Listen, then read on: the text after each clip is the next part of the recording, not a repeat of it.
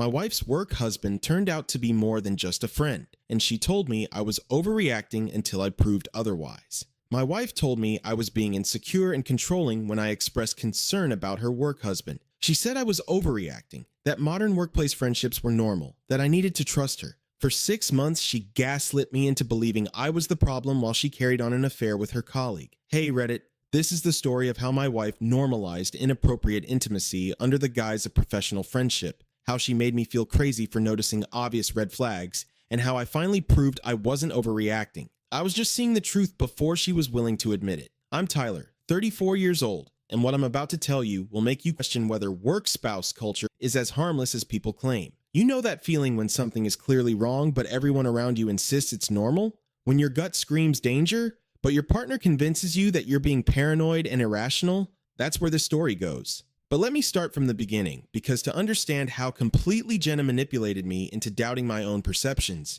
you need to understand what our marriage was like before Derek entered our lives. I met Jenna 8 years ago when I was 26 and she was 24. I was working as a mechanical engineer at a manufacturing company in Austin, Texas, making about $85,000 a year. Jenna was working in marketing at a smaller firm, making around $55,000. We met through a mutual friend's dinner party, connected immediately over shared interests in hiking and live music, and started dating within 3 weeks. Jenna was smart, ambitious, funny. She had this energy about her, always networking, always thinking about career advancement, always strategizing about how to climb the corporate ladder. She talked about wanting to work for a major tech company someday, about making 6 figures, about becoming a VP of marketing before she was 40. I admired her drive and supported her ambitions completely. We dated for 2 years. During that time, I got promoted to senior mechanical engineer, making $95,000. Jenna moved to a better marketing position, making $65,000. We were both advancing professionally,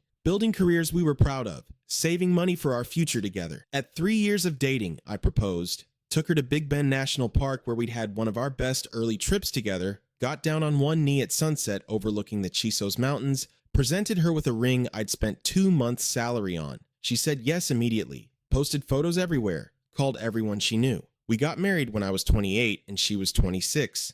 Nice wedding, about 150 guests. Both of us excited to start our lives together as a married couple. I'd been promoted again to lead mechanical engineer at $105,000. Jenna was making $72,000 in her marketing role. Combined income of $107,000 felt comfortable, secure, like we were building something solid. The first 5 years of marriage were good. We bought a 3-bedroom house in a nice Austin neighborhood, talked about having kids eventually, but agreed to wait until we were more established in our careers. Spent weekends exploring Texas, going to music festivals, having friends over for dinners and game nights. We had a solid friend group, shared hobbies, compatible life goals. Jenna was always ambitious about her career, but it never felt like a problem. She'd work late sometimes, attend networking events, stay connected to her professional circle. I supported it all because I knew career advancement mattered to her and I wanted her to achieve her goals. Looking back, I wonder if I was too supportive, too accommodating, too willing to prioritize her career aspirations at the expense of us. Because when Jenna got the job offer that would eventually destroy our marriage, I encouraged her to take it without hesitation. It was 18 months ago. Jenna came home excited, almost vibrating with energy. I got a job offer from TechCore, VP of Product Marketing, $85,000 base plus bonus structure that could push it to $100,000. This is it, Tyler. This is the tech company job I've been working toward. That's amazing. Congratulations. There's one catch. The position requires some travel, maybe 1 week per month, and the team is really intense about deadlines, so there might be late nights sometimes. Can you handle that? Of course. This is your dream. We'll make it work. She hugged me, thrilled and grateful. Thank you for always supporting me. I couldn't do this without you. Jenna started at TechCore 3 weeks later. The first month, she was energized and engaged. Would come home telling me about the projects she was working on, the challenges of the role, the dynamics of her new team. That's when I first heard about Derek. My colleague Derek is hilarious, she mentioned casually over dinner one evening. He's on my team, manages the technical side of product marketing. He made this joke today about our project manager that had everyone dying laughing. Sounds like a good team dynamic. Yeah, it's great. Derek and I are kind of like work partners. We collaborate on everything. He calls me his work wife. I felt a small twinge at that phrase, work wife, but dismissed it. Lots of people use that term for close workplace friendships. It was innocent, right? Over the next few weeks, Derek's name came up constantly. Not just occasionally, in almost every conversation about work. Derek and I grabbed lunch today at this great Thai place. Derek thinks we should pivot the marketing strategy for the Q3 launch. Derek sent me this hilarious meme about our CEO's obsession with synergy. Derek and I stayed late working on the presentation. We ordered pizza and just powered through it. Always Derek. Derek said this. Derek thinks that. Derek and I did something together. It was relentless. After about 2 months of this constant Derek commentary, I mentioned it lightly. You talk about Derek a lot. He must be a good colleague. He is. He's basically my work husband. We're partners on everything. It's so nice to have someone who gets the work and makes it fun. Work husband again. That phrase kept coming up, and each time it made me slightly uncomfortable in ways I couldn't quite articulate. Just making sure the boundaries stay professional, I said carefully. Jenna's expression changed, hardened slightly. What's that supposed to mean? Nothing specific. Just that work friendships should have appropriate boundaries. That's all. Are you seriously implying something inappropriate about my colleague? No, I'm just because that's insulting, Tyler.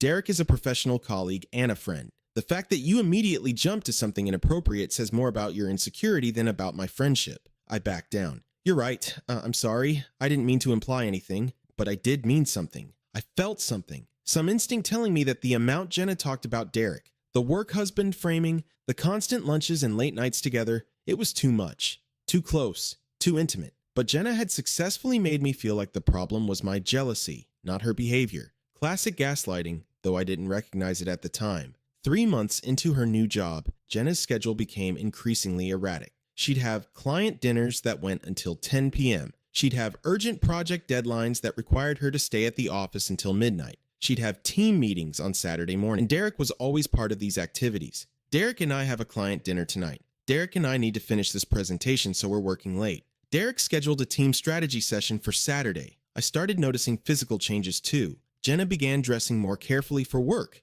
Nicer outfits, more makeup, styling her hair even when she'd been fine with simpler looks before. She'd spend 20 minutes choosing her outfit in the morning, asking me how she looked, seeming unusually concerned about her appearance. You look great, I'd say. Is there something special at work today? No, I just want to look professional. Is that a crime? Again, making me feel like my observation was the problem. 4 months in, Jenna announced a team-building retreat for her department. We're going to this conference center in the Hill Country for the weekend, Friday through Sunday. It's mandatory for all senior staff. A whole weekend? Yeah, they're doing strategic planning and team bonding activities. I have to go. Who's going? The whole product marketing team. About 12 people. It'll be good for team cohesion. Including Derek? Her jaw tightened. Yes, including Derek. He's on my team. Why are you asking like that? I'm just asking who's going. Is that not allowed? It's the way you said his name, like you're implying something. I'm not implying anything. I'm asking basic questions about your work. Well, it feels accusatory. Derek is my colleague. We work together. Get over it.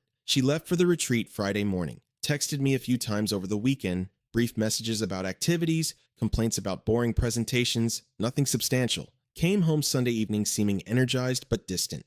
Good. Productive. We got a lot of strategic planning done. Where did you stay? The conference center has lodging. They assigned rooms. Did you have a roommate? There was a booking error, so Derek and I had to share a 2-bedroom suite. Before you say anything, it was completely separate bedrooms with a shared common area. Total accident with the reservations. My stomach dropped. My wife and her work husband sharing a suite for an entire weekend, and I was supposed to believe it was an innocent booking error? That seems inappropriate. It was 2 separate bedrooms. What was I supposed to do, sleep in the hallway? You're being ridiculous. Did anyone else have to share with opposite-sex colleagues? I don't know. I wasn't tracking everyone's room assignments. Tyler, this jealousy thing is getting really old. Derek is my friend and colleague. Nothing happened. You need to trust me. I wanted to trust her. Desperately. But everything felt wrong. The constant mentions of Derek, the late nights together, the weekend retreat where they conveniently shared a suite, the way she'd snap at me whenever I expressed any concern. 5 months into her job at TechCore, I noticed Jenna had changed her phone password. We'd always had open phones, not because we checked on each other, but because there was nothing to hide.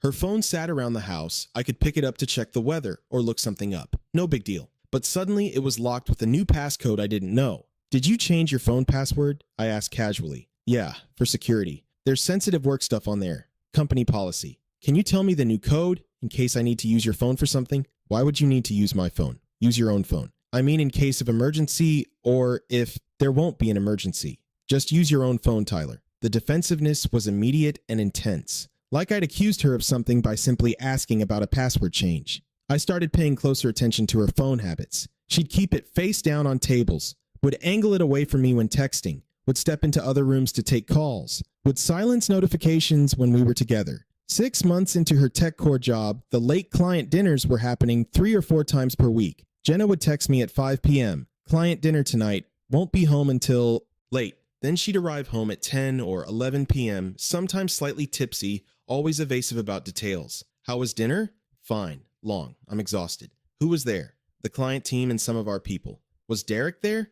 Yes. Derek was there. He's on my team. He's at client dinners. Can you stop interrogating me every time I come home? I'm asking basic questions about your evening. It feels like interrogation, like you don't trust me, like you think something's wrong when nothing is wrong. Your insecurity is becoming a real problem in our marriage. There it was again. My concerns reframed as my insecurity. My reasonable questions reframed as interrogation. My gut instincts reframed as jealousy and irrationality. I started to doubt myself. Was I being paranoid? Was I being controlling? Was I creating problems where none existed because I couldn't handle my wife having a close male friend at work? But then I'd remember the password change, the constant texting, the late nights, the weekend retreat with the booking error, the way she dressed up for work now, the way Derek's name was in every sentence, and I'd know something was wrong, even if I couldn't prove it, even if she made me feel crazy for thinking it. 7 months into her tech core job, I found the evidence I'd been dreading. Jenna had left her iPad on the coffee table. She used it for reading and browsing, but didn't take it to work like she did her phone. The iPad was synced to her iPhone for messages and notifications, something she'd probably forgotten about or didn't think I'd notice. A notification popped up while I was sitting nearby. A text from Derek. Last night was amazing. Can't stop thinking about you. My heart stopped. I picked up the iPad, which wasn't password protected like her phone, opened the messages, read through the thread between Jenna and Derek. The messages went back months. Hundreds of texts, flirtatious, intimate, romantic, inside jokes, selfies, plans to meet up, references to things they'd done together that she'd never mentioned to me. One exchange from 3 weeks earlier. Derek. When can I see you again? These client dinners aren't enough. I want real time with you. Jenna. I know. Me too. But Tyler's been suspicious lately. I need to be careful. Derek. He suspects anything? Jenna. He asks questions. I just tell him he's being insecure. It usually works. Derek. Smart. Keep him off balance. How much longer until you're ready to leave him? Jenna. I don't know. I need to figure things out. For now, let's just enjoy what we have. I sat there reading message after message, each one more damning than the last. References to that amazing night at the Hill Country Retreat. Plans for overnight work trips they'd taken together. Discussions about their connection and chemistry. Derek sending heart emojis. Jenna responding with kiss emojis. My wife was having an affair with Derek, her work husband. The colleague she'd been telling me I was crazy for being concerned about. I took screenshots of everything on my own phone. Hundreds of messages. Then I put the iPad back exactly where I'd found it and waited for Jenna to come home from work. She arrived at 7 p.m., cheerful and normal. Hey, how was your day? Fine. Can we talk? Sure, what's up? I saw the messages between you and Derek on your iPad. Her face went white, then red. You went through my messages? Your iPad was on the coffee table. A notification popped up. I read the thread. You had no right to invade my privacy like that. Jenna, you're having an affair. With Derek. The messages are explicit. Don't try to make this about me invading your privacy. She shifted tactics, from outrage to defensiveness. You're misunderstanding the messages. Derek and I are close friends. We joke around. It's not what you think. Last night was amazing. Can't stop thinking about you as joking around. That was about a successful client presentation. You're reading romantic intent into professional celebration. How much longer until you're ready to leave him? That's about a client presentation? That's taken out of context. Derek was asking about a different situation. Jenna, there are hundreds of messages. Heart emojis, references to the retreat, plans for overnight trips. You told him I was being suspicious, and you tell me I was insecure to throw me off. This isn't ambiguous. You're cheating on me. I am not cheating. Derek and I have a close working relationship. You're so insecure that you can't handle me having a male friend. This is exactly what I've been worried about. Your jealousy is out of control. My jealousy? Jenna, you're having an emotional affair at minimum, and probably a physical one. Gaslighting me. I'm not gaslighting you. You're being paranoid and controlling. You're reading what you want to read into innocent workplace friendship. Maybe if you trusted me, our marriage would be better. She actually said that. Turned her affair into my failure to trust. Turned her betrayal into my character flaw. Did you sleep with him at the retreat? When you conveniently shared a suite? Nothing happened at the retreat. The room situation was an accident, and even if I'd wanted something to happen, which I didn't, maybe I'd be happier if you were more like Derek. More fun, more attentive, less jealous, and insecure. Now I was to blame for her affair. If I'd been more like Derek, she wouldn't have needed him. I want you to stop seeing Derek outside of work. No more client dinners, no more late nights, no more personal communication. You can't tell me who I can be friends with. That's controlling. You're being emotionally abusive. I'm setting a reasonable boundary after discovering inappropriate messages between you and another man. They're not inappropriate. You just think they are because you don't understand modern workplace dynamics. This is how professionals communicate now. You're stuck in some outdated model where men and women can't be friends. Round and round we went. I'd present evidence. She'd deny, minimize, attack me for being jealous. I'd cite specific messages. She'd claim I misunderstood the context. I'd ask direct questions about whether she was sleeping with Derek. She'd accuse me of being paranoid and insulting her character. By the end of the conversation, I almost believed her. Almost. Because she was so good at making me feel like I was the problem. So skilled at twisting reality until I questioned my own perceptions. But the messages were real. I had screenshots, and deep down, beneath all her gaslighting, I knew the truth. My wife was having an affair,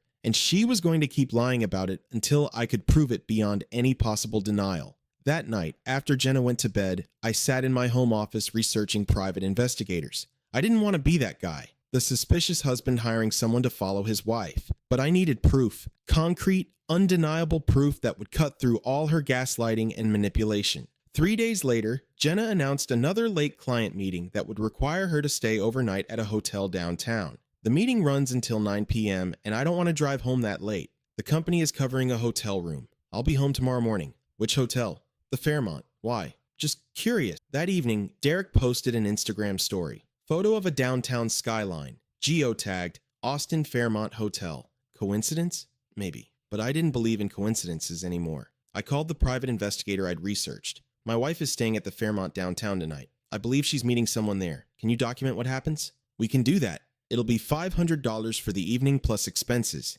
If we need to follow them elsewhere, costs may increase. Do it. The next morning, Jenna came home at 8 a.m., showered, dressed for work like it was a normal day. How was the meeting? Long and boring, but productive. Sleep okay at the hotel? Fine. The beds are always weird at hotels, but it was fine. She was lying. Lying to my face, and she was good at it. No tells, no nervousness, just casual normalcy. 2 days later, I received an email from the PI. Documentation complete. Can we meet? We met at a coffee shop. He handed me an envelope. I'm sorry, this is going to be difficult to see. I opened the envelope. Inside were dozens of photos, time-stamped and documented. 8:47 p.m. Jenna and Derek entering the Fairmont together. 8:52 p.m. Jenna and Derek checking in at the reception desk, clearly together. 9 Coburn, 18 p.m. Jenna and Derek entering a hotel room on the 12th floor, room 1247.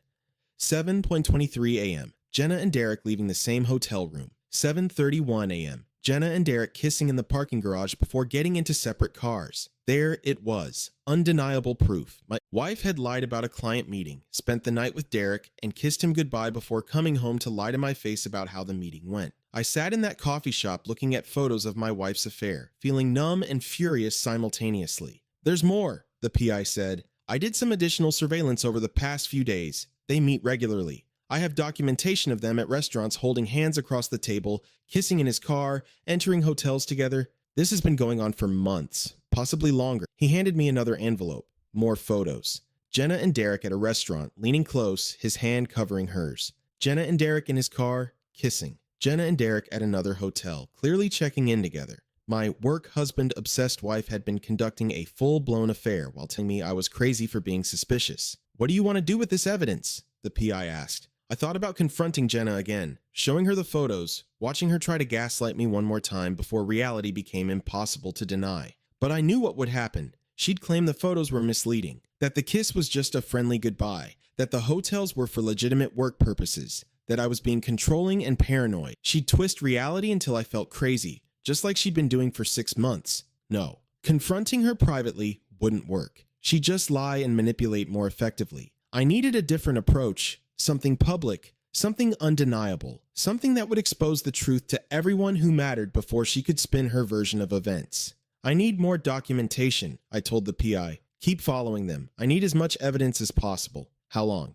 2 more weeks. Get me everything. Then I'll figure out what to do next. I went home that day knowing my marriage was over, knowing my wife had betrayed me with the colleague she told me not to worry about, knowing that work husband had been code for affair partner all along. But I also knew something else. Jenna had made me doubt my own reality for 6 months. She'd called me insecure, jealous, controlling, paranoid. She'd gaslit me so effectively that I'd questioned whether I was the problem. Now I had proof that I'd been right all along, that my gut instincts had been correct, that I wasn't crazy or overreacting, and I was going to make sure everyone knew the truth before Jenna could twist it into another lie. Over the next 2 weeks, I lived a double life. During the day, I went to work, came home, interacted with Jenna like everything was normal. At night, after she went to bed, I compiled evidence, consulted with attorneys, and planned my next move with the precision I usually reserve for engineering projects. The private investigator continued surveillance. Every few days, I'd receive updates, more photos of Jenna and Derek at restaurants,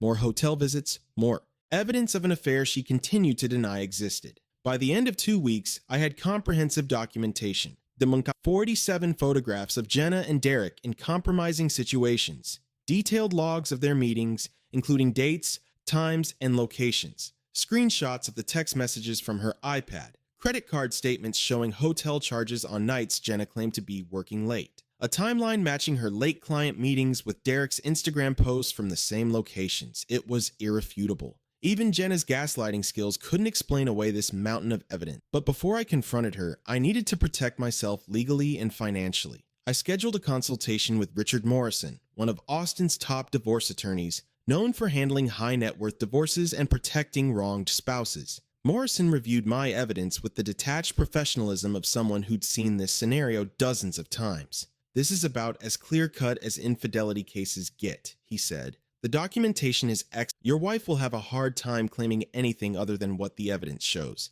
Texas is a community property state, but we can argue for favorable division given her misconduct. What about the affair happening with a coworker? Can that affect anything? It can, if their company has policies against workplace relationships, especially between colleagues on the same team. Many tech companies prohibit this due to liability concerns. Do you know TechCore's policy? No, but I can find out. Do that. If they're violating company policy, it gives you additional leverage and could affect their employment. Corporate HR departments take these things seriously, especially when there's clear evidence. What's my next step? We file for divorce, but timing matters. You said you're planning some kind of confrontation? I explained my plan. Morrison listened, occasionally nodding, sometimes frowning. It's aggressive, he said when I finished. Public confrontations can backfire, make you look vindictive rather than victimized. But if you execute it correctly, calm, factual, with undeniable evidence, it could work in your favor. The key is controlling your emotions. No yelling, no dramatics, just presenting facts. I can do that. Then let's prepare the paperwork.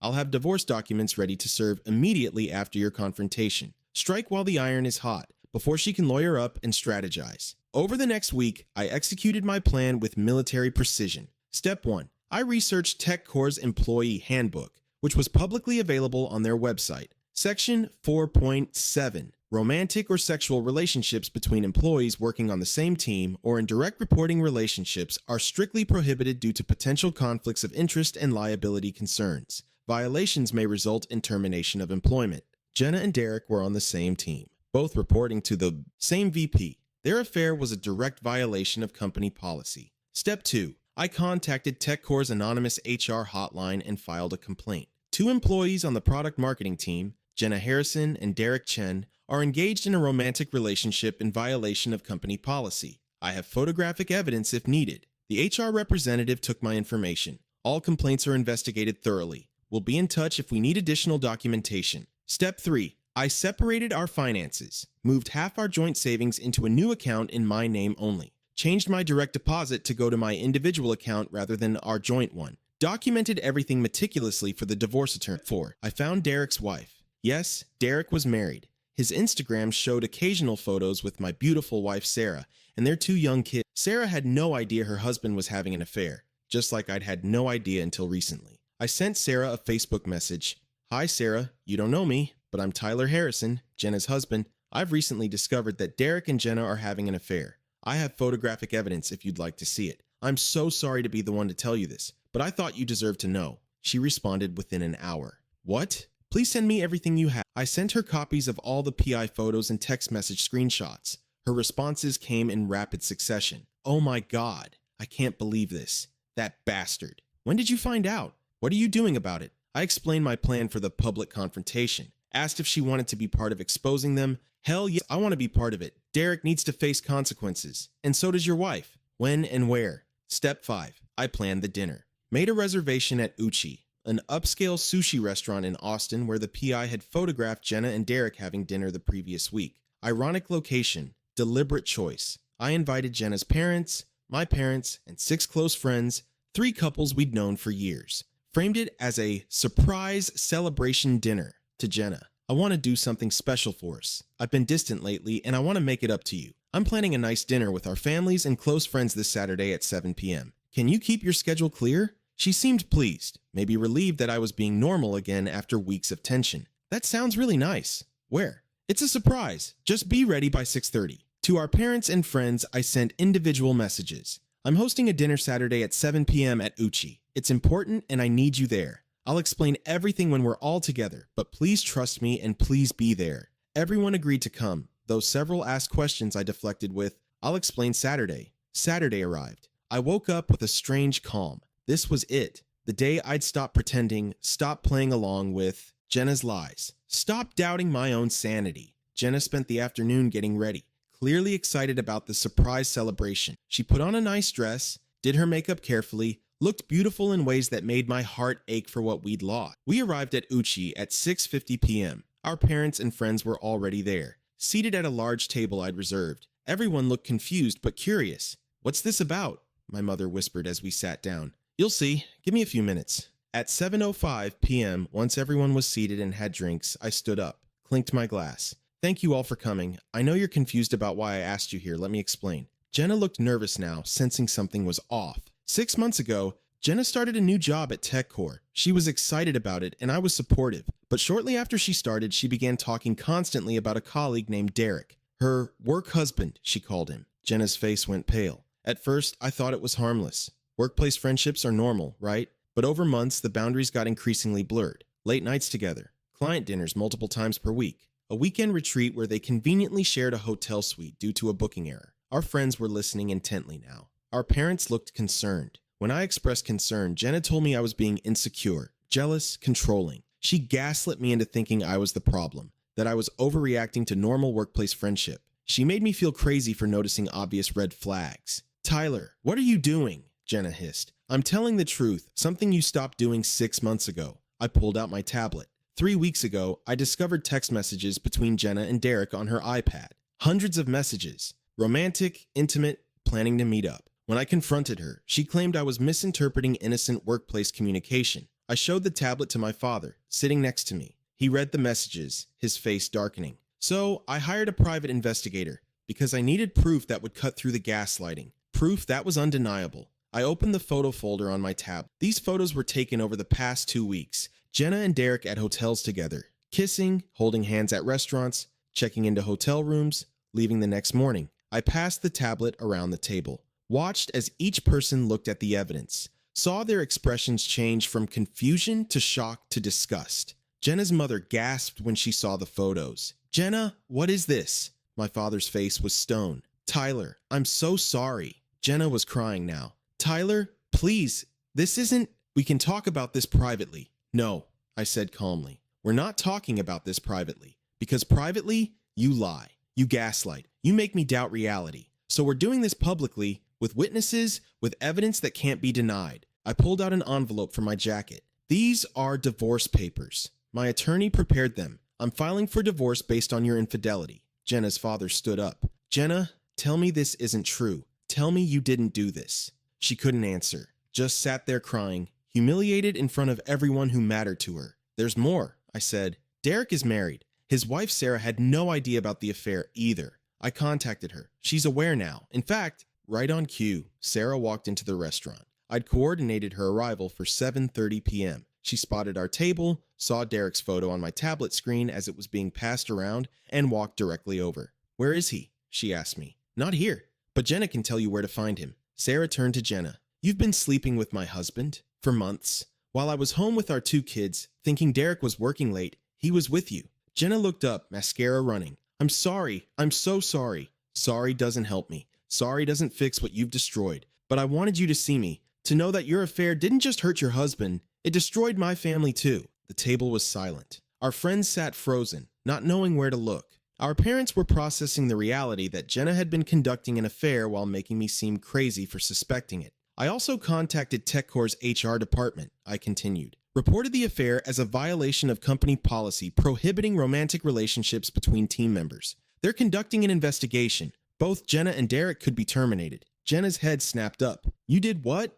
I reported the truth. You violated company policy. There are consequences for that. My best friend Marcus, sitting at the far end of the table, spoke up. Man, I'm so sorry. We all thought you were just being insecure when you mentioned being worried about this Derek guy. Turns out you were right all along. I was. But Jenna was very good at making me doubt that. Jenna's mother was crying now too. How could you do this, Jenna? How could you throw away your marriage? Humiliate yourself like this? I didn't mean for it to happen. Jenna sobbed. It just developed. We connected. I didn't plan it. You planned enough to lie about it for 6 months, I said. Enough to gaslight me every time I expressed concern. Enough to spend nights in hotels with him while telling me I was crazy for being suspicious. I looked around the table. I asked you all here because I needed witnesses to the truth before Jenna could spin her version of events. Before she could claim we just grew apart, or that I was controlling, or that the divorce was mutual. I needed everyone to see the evidence and understand what actually happened. My mother reached across the table and squeezed my hand. We understand, honey.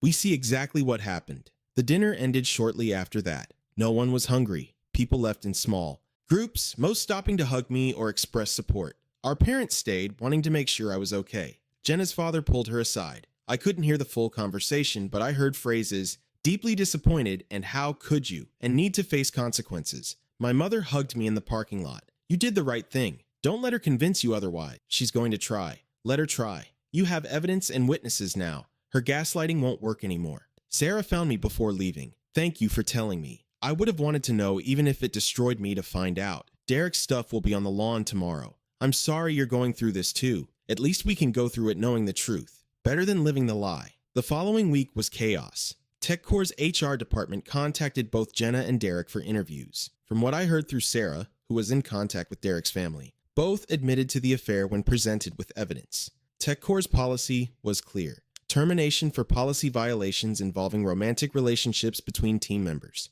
Jenna was fired, lost her dream job, the position she'd sacrificed our marriage for. Derek was fired too. Both escorted out of the building the same day. Their termination letters citing violation of Employee Conduct Policy Section 4.7. Jenna tried to call me dozens of times. I didn't answer. All communication went through my attorney. She sent emails, long, rambling messages alternating between apology and blame. I'm sorry for hurting you. I never meant for things to go this far. You destroyed my career by reporting us to HR. That was vindictive and cruel. If you'd been more attentive, more fun, more like Derek, maybe I wouldn't have needed him. Please, can we talk? We can fix this. I'll do anything. You're being unreasonable. You completely overreacted by making this public. My attorney's advice, don't respond. Let her spiral. Everything she sends just helps our case. The divorce proceedings were swift. With evidence of infidelity and Jenna's inability to dispute the facts, her attorney advised her to accept reasonable terms rather than fight. We divided assets 50-50. Since we had no kids, custody wasn't an issue. Jenna moved in with her parents temporarily while looking for a new job, difficult with a termination on her record. 3 months after the confrontation dinner, our divorce was finalized. 7 years of marriage ended because Jenna chose a work husband over her actual husband, then gaslit me for months when I noticed the truth. The social fallout was extensive. Our friend group fractured. Most sided with me, but a few tried to remain neutral or claimed I'd been too harsh with the public exposure. Jenna's family was mortified, barely speaking to her. Derek's divorce was messier. He had kids and assets, and Sarah was fighting for primary custody and maximum support. 6 months after the Hayusite divorce, I started therapy. Needed help processing the betrayal, the gaslighting, the destruction of trust. My therapist, Dr. Ramirez, helped me understand what had happened. Gaslighting is particularly damaging because it makes you doubt your own perception of reality. Your wife used that technique masterfully. Every time you noticed something concerning, she reframed it as your insecurity, your jealousy, your problem. She made you question instincts that were actually correct. How do I trust myself again? How do I trust anyone else? By recognizing that your instincts were right. You weren't crazy. You weren't overreacting. You saw the truth and someone you trusted manipulated you into doubting it. That's on her, not you. I keep wondering if I should have seen it sooner. You saw it early. She just convinced you not to believe what you were seeing. That's the insidious part of gaslighting. It makes you complicit in your own deception. Therapy helped. Slowly, I started trusting myself again. Started believing that my perceptions were valid, that my instincts were worth listening to, that expressing concern wasn't controlling or jealous, it was normal. 1 year after the divorce, I was doing better. Focused on my career, got promoted to principal engineer with a salary increase to $125,000. Bought a smaller house that was fully mine, started dating cautiously, though trust remained difficult. I went on dates with a few women, told them early about my divorce, about the affair, about the gaslighting. Most were understanding. One woman, Claire, particularly so. My ex did something similar, she said over coffee. Not an affair, but he'd gaslight me constantly, made me feel crazy for noticing problems. It took me years to trust myself again after that relationship. How did you move past therapy, time, and eventually meeting people who validated my perceptions instead of undermining them? It gets easier. Claire and I dated for several months. It didn't last. We weren't compatible long term, but it helped me see that healthy relationships existed, that not everyone would manipulate me into doubting reality. 2 years after the divorce, I ran into Jenna at a grocery store. She looked tired, older somehow. We made awkward eye contact. Tyler, hi. Jenna, how are you? I'm good. You? I'm managing. Got a job at a smaller marketing firm. Pays less than TechCore, but it's work. Good. I'm glad you're employed. Awkward silence. I'm sorry, she said quietly. For everything. For the affair, for the gaslighting. For making you feel crazy when you were right all along. I was wrong. Completely wrong. I appreciate you saying that. Do you think you'll ever forgive me? I thought about it honestly. I don't know. Maybe someday. But right now, I'm just focused on moving forward. Derek and I didn't last, by the way. After everything exploded, we realized we didn't actually have a relationship. We just had an affair. Once the secrecy was gone, there was nothing there. I'm sorry that didn't work out for you. I'm sorry I destroyed what we had for something that wasn't even real. We parted ways. I felt nothing. No anger, no pain, no residual love. Just indifference. She was a chapter of my life that had closed. Someone who taught me important lessons about trust and gaslighting and believing my own instincts. 3 years after the divorce, I met someone new. Amanda, a project manager at a different company. Smart and honest and refreshingly straightforward. When I told her about my divorce, she said something that resonated. Work-spouse culture is dangerous. It normalizes intimate emotional relationships with colleagues under the guise of professionalism. Some people can maintain appropriate boundaries, but for others, it's a slippery slope to affairs. Your ex crossed every boundary and then made you feel crazy for noticing. Exactly. That's exactly what happened. If we ever work at the same company, you won't be my work husband. You'll just be my husband who happens to work with me. The role definitions matter. I appreciated her clarity, her understanding that language and boundaries matter, that work spouse framing creates problematic dynamics. Amanda and I are still together now, 4 years after my divorce. We're talking about marriage. I trust her in ways I didn't think I'd trust anyone again after Jenna. Looking back at everything, the affair, the gaslighting, the public confrontation, the divorce, I understand now what I couldn't see at the time. Jenna's work husband wasn't just a colleague. He was an affair partner she'd normalized through careful language and boundary erosion. Every time I expressed concern, she'd reframe it as my insecurity rather than her inappropriate behavior. Every time I noticed something wrong, she'd make me doubt my perception rather than acknowledge the truth. For 6 months, she made me feel crazy for seeing exactly what was happening. The public confrontation, showing the evidence to our families and friends, wasn't about revenge. It was about establishing reality, about preventing Jenna from controlling the narrative and making me the villain in a divorce caused by her infidelity. Would I do it again? Yes, because that confrontation protected me from years of her spinning lies about why our marriage failed. It ensured that everyone who mattered knew the truth before she could manipulate it. Some people think I was too harsh, that I should have confronted her privately, handled it with more discretion. But those people don't understand gaslighting. They don't understand what it's like to have someone you trust systematically undermine your sense of reality until you question your own sanity.